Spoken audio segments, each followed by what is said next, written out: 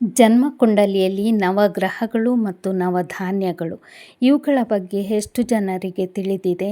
ನವಗ್ರಹಗಳು ನಮ್ಮ ಜನ್ಮಕುಂಡಲಿಯನ್ನು ಆಳ್ತವೆ. ನವಗ್ರಹಗಳಿಗೆ 12 ಮನೆಗಳಿರ್ತವೆ ಜನ್ಮಕುಂಡಲಿಯಲ್ಲಿ. ಆ 12 ಮನೆಗಳಿಗೆ ನವಗ್ರಹಗಳೇ ಅಧಿಪತಿಗಳಾಗಿರ್ತಾರೆ. ಹಾಗಾಗಿ ನಮ್ಮ ಜೀವನದ ದಿಕ್ಕನ್ನು ಬದಲಾಯಿಸುವುದು ನವಗ್ರಹಗಳು ಎನ್ನುವ ಒಂದು ಪರಿಪಾಠ ನಮ್ಮ ಮನಸ್ಸಲ್ಲಿ ಕೂತಿದೆ. ನವಗ್ರಹಗಳು ನಮ್ಮ ಜೀವನವನ್ನು ನಡೆಸುವುದಿಲ್ಲ, ಜೀವನದ ದಿಕ್ಕನ್ನು ತೋರಿಸ್ತವೆ ಅಷ್ಟೇ. ಆ ಜೀವನದ ದಿಕ್ಕಿನಲ್ಲಿ ದಾರಿಯಲ್ಲಿ ಸಾಗುವುದು ಮಾತ್ರ ನಾವೇ. ಅದೇ ರೀತಿ ನವಗ್ರಹಗಳಿಗೆ ಶಾಂತಿ ಮಾಡಿ ಅಂತ ಹೇಳ್ತಾರೆ ಜಾತಕ ತೋರಿಸುವಾಗ. ನವಗ್ರಹ ಶಾಂತಿ ಮಾಡಿಸುವುದು ಅಗತ್ಯ ಇದೆಯಾ ಅನ್ನೋದು ಕೆಲವರಿಗೆ ಪ್ರಶ್ನೆ ಮೂಡ್ಬೋದು.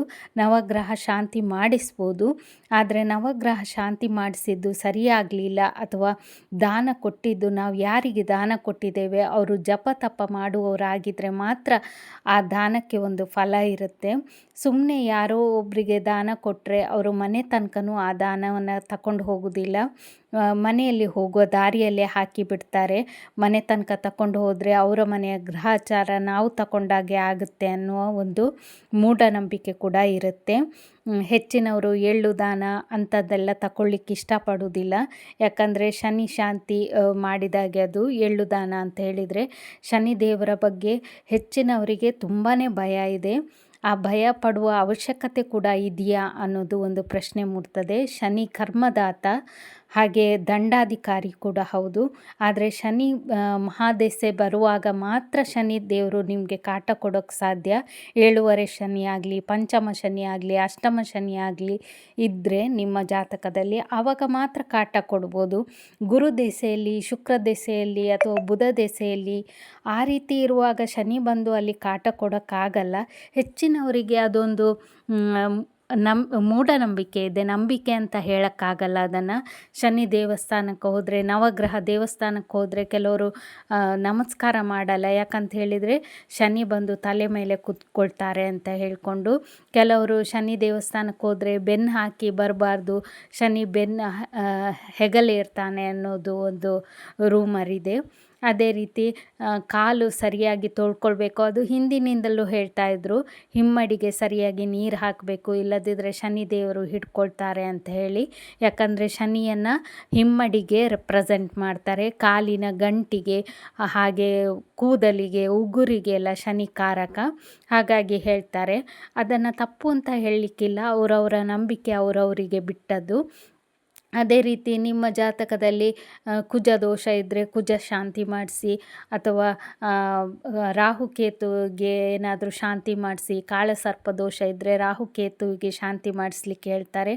ಅದೇ ರೀತಿ ಕುಜ ಮತ್ತು ರಾಹು ಜೊತೆಗೆ ಯುತಿಯಲ್ಲಿದ್ದರೆ, ಒಂದೇ ಮನೆಯಲ್ಲಿದ್ದರೆ ಕುಜ ರಾಹು ಸಂಧಿ ಶಾಂತಿ ಮಾಡಿಸಿ ಅಂತ ಹೇಳ್ತಾರೆ. ಶನಿ ದೇವರಿಗೆ ಶನಿ ಶಾಂತಿ ಮಾಡಿಸಿ ಅಂತ ಹೇಳ್ತಾರೆ. ಇಲ್ಲದಿದ್ದರೆ ಎಲ್ಲ ಗ್ರಹಗಳಿಗೆ ಸೇರಿಸಿ ನವಗ್ರಹ ಶಾಂತಿ ಮಾಡಿಸಿ ಅಂತ ಹೇಳ್ತಾರೆ. ಆದರೆ ಅದರ ಅಗತ್ಯ ಏನಿಲ್ಲ. ನವಗ್ರಹಗಳಿಗೆ ನವಧಾನ್ಯಗಳನ್ನು ಹೇಳಿದ್ದಾರೆ. ಸೂರ್ಯನಿಗೆ ಇಡೀ ಗೋಧಿಯನ್ನು ಹೇಳಿದ್ದಾರೆ, ಗೋಧಿ ಹಿಟ್ಟಲ್ಲ, ಗೋಧಿಯನ್ನು. ಅದೇ ರೀತಿ ಚಂದ್ರನಿಗೆ ಬಿಳಿ ಅಕ್ಕಿ, ಬೆಳ್ತಿಗೆ ಅಕ್ಕಿ, ಕುಚ್ಚಿಗೆ ಅಕ್ಕಿ ಅಲ್ಲ. ಅದೇ ರೀತಿ ಬುಧನಿಗೆ ಹೆಸರು ಕಾಳು, ಹೆಸರು ಬೇಳೆ ಅಲ್ಲ. ಅದೇ ರೀತಿ ಶುಕ್ರನಿಗೆ ಅವಡೆಯನ್ನು ಹೇಳಿದ್ದಾರೆ, ಅವರೆಕಾಳು. ಅವಡೆ ಅಂತ ಇಲ್ಲಿ ಮ್ಯಾಂಗ್ಳೂರ್ ಸೈಡ್ ಒಂದು ಸಿಗುತ್ತೆ ಬಿಳಿ ಕಲರ್. ಈ ಬ್ಯಾಂಗ್ಳೂರಲ್ಲಿ ಸಿಗುವಂಥ ಸೀಸನಲ್ ಅವರೆಕಾಳಲ್ಲ, ಅದು ಅವಡೆ ಅಂತ ಹೇಳಿ. ಅದು ಶುಕ್ರನಿಗೆ ಸಂಬಂಧಪಟ್ಟದ್ದು. ಅದೇ ರೀತಿ ಗುರುವಿಗೆ ಕಡಲೆಕಾಳು ಅಂದರೆ ನೆಲಕಡಲೆ ಬೀಜ ಅಲ್ಲ. ಗಣಪತಿಗೆ ನಾವು ಕಡಲೆಕಾಳು ಇಡ್ತೇವಲ್ಲ, ಅದು ಗಣಪತಿ ಕಡಲೆ. ಅದರಲ್ಲಿ ನಾವು ಕಡಲೆ ಬೇಳೆ ಮಾಡ್ತೇವಲ್ಲ ಅದು. ಅದೇ ರೀತಿ ಕುಜನಿಗೆ ತೊಗರಿ ಬೇಳೆಯನ್ನು ಹೇಳಿದ್ದಾರೆ. ರಾಹುವಿಗೆ ಉದ್ದಿನ ಕಾಳು, ಕಪ್ಪು ಉದ್ದಿನ ಕಾಳು ಹೇಳಿದ್ದಾರೆ, ಇಡೀ ಉದ್ದಿನ ಕಾಳು. ಕೇತುವಿಗೆ ಹುರುಳಿಕಾಳು ಹೇಳಿದ್ದಾರೆ. ಶನಿಗೆ ಎಳ್ಳು ಹೇಳಿದ್ದಾರೆ. ಇದೇ ರೀತಿ 9 ಧಾನ್ಯಗಳನ್ನು ದಾನ ಮಾಡುವ ಬದಲು ನೀವು ಆ ಧಾನ್ಯಗಳಲ್ಲಿ ಏನೇನು ಮಾಡಲಿಕ್ಕೆ ಸಾಧ್ಯನೋ, ಪಾಯಸ ಮಾಡ್ಬೋದಾ, ದೋಸೆ ಮಾಡ್ಬೋದಾ, ಜ್ಯೂಸ್ ಮಾಡ್ಬೋದಾ, ಅಥವಾ ಅದನ್ನು ಬೇಯಿಸಿ ತಿನ್ಬೋದಾ, ಅದೇ ರೀತಿ ಮಾಡಿ ಒಂದು 15 ತಿಂಗಳಿಗೆ ಒಮ್ಮೆ ಆದರೂ ಆ 9 ಧಾನ್ಯಗಳನ್ನು ತಿನ್ನುವಂಥ ಅಭ್ಯಾಸ ಮಾಡಿ. ಅದು ನಿಮ್ಮ ಆರೋಗ್ಯವನ್ನು ಸುಧಾರಿಸ್ತದೆ. ಶನಿ ಶಾಂತಿ ಆಗಲಿ ಅಥವಾ ಕುಜ ಶಾಂತಿ ಆಗಲಿ ಅಥವಾ ನವಗ್ರಹ ಶಾಂತಿ ಆಗಲಿ ಯಾವುದೇ ಶಾಂತಿ ಮಾಡಬೇಕಂತ ಇಲ್ಲ. ನೀವು ನವಧಾನ್ಯವನ್ನು ಆವಾಗ ತಿನ್ನುವಂಥ ಅಭ್ಯಾಸವನ್ನು ಮಾಡಿಕೊಳ್ಳಿ. ಅದೇ ರೀತಿ ಹಕ್ಕಿ ಪಕ್ಷಿಗಳಿಗೆ ಪ್ರಾಣಿಗಳಿಗೆ ನೀರಿಡುವಂಥ ಅಭ್ಯಾಸ ಮಾಡಿ. ಪ್ರಾಣಿಗಳಿಗೆ ಏನಾದರೂ ಊಟ ಕೊಡುವಂಥ ಅಭ್ಯಾಸ ಮಾಡಿ. ನೀವು ದನಗಳಿಗೆ ಗೋಗ್ರಾಸವನ್ನು ಕೊಡುವಂಥದ್ದು ಕೇಳಿರ್ಬೋದು. ದನಗಳ ಮೈಯಲ್ಲಿ 33 ಕೋಟಿ ದೇವರಿರ್ತಾರೆ ಅಂತ ಹೇಳ್ತಾರೆ. ಹಾಗಾಗಿ ದನಗಳಿಗೆ ಗೋಗ್ರಾಸ ಕೊಟ್ಟರೆ ಅದು ಸರ್ವಶ್ರೇಷ್ಠ ಅಂತ ಹೇಳಲಾಗುತ್ತೆ. ಅದೇ ರೀತಿ ಕೇತುವಿಗೆ, ಕಪ್ಪು ನಾಯಿಗೆ ಊಟ ಕೊಡಿ ಅಂತ ಹೇಳ್ತಾರೆ, ಇಲ್ಲ ಚಪಾತಿ ಏನಾದರೂ ಕೊಡಿ ಅಂತ ಹೇಳ್ತಾರೆ. ರಾಹುವಿಗೆ, ಬೆಕ್ಕಿಗೆ ಹಾಲು ಕೊಡಿ ಅಂತ ಹೇಳ್ತಾರೆ. ಅದೇ ರೀತಿ ಶನಿ ದೇವರಿಗೆ ನೋಡಿದರೆ ಕಾಗೆಗೆ ನೀವು ಊಟ ಹಾಕಿ, ಅನ್ನ ಹಾಕಿ ಅಥವಾ ಎಣ್ಣೆಯಲ್ಲಿ ಅದ್ದಿದ ಬತ್ತಿಯನ್ನು ಕೊಡಿ ಅಂತ ಹೇಳ್ತಾರೆ. ಹೀಗೆ ಈ ರೀತಿ ಶಾಂತಿಯನ್ನು ಮಾಡಿಸ್ಕೊಂಡ್ರೆ ಒಳ್ಳೆಯದು ಅಂತ